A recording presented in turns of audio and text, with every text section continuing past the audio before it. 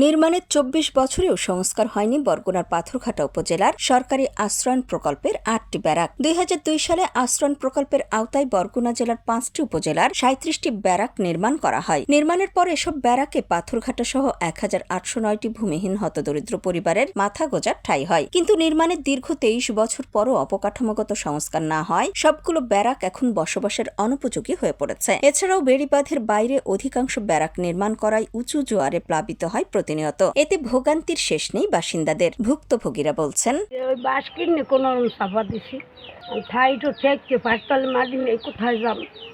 এই কারণে আর কম নেওয়াগুলো কি ভালো লাগে, ভালোবাসে তা গেলে থাকতে পারবো না, তো মুখ অনুকূল মুখ জায়গা জমি কিছু নেই। গেলাম টিউনের দ্বারা কয়ে এরা গাড়ি ছিল জাল বাই, ছোটো কাল হইতে শিশু কাল হইতে জাল বাই কয়লা গাড়ি ছিল।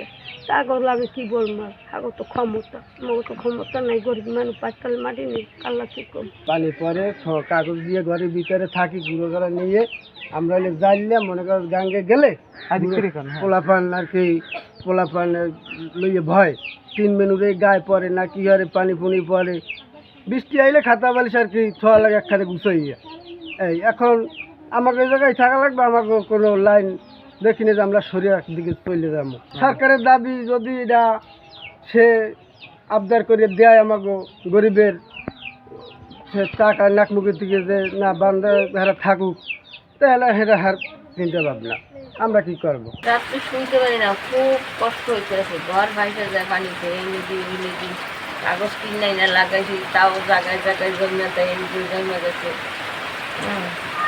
ফালাইতে পারি না, ফালাইতে গেলে কাগজ শিখে যায়, এরকম চালে পড়ার আগে ঘরে বলে কারণ কাগজ দিয়েছি, কাগজ ফুটা পানি পরে বিছান খাতা ভিজে যায়, গুঁড়ো করা লাগে একখানে বই খেয়ে লাগে, থাকতে পারিনি।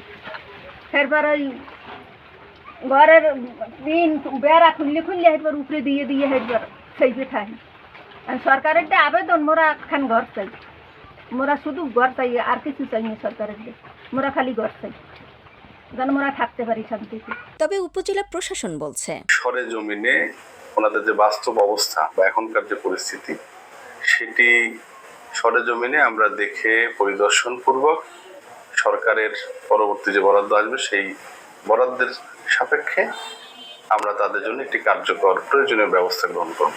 নিরাপদ আশ্রয়ের স্বপ্ন নিয়ে যে ঘরগুলো নির্মাণ করা হয়েছিল, দীর্ঘ 2 যুগ পর সেগুলোই এখন অনিরাপত্তার প্রতীক। দ্রুত সংস্কার না হলে উপকূলের এই অসহায় মানুষগুলোর দুর্ভোগ আরও বাড়বে, বই কমবে না। নিউজ ডেস্ক, সোনালী নিউজ।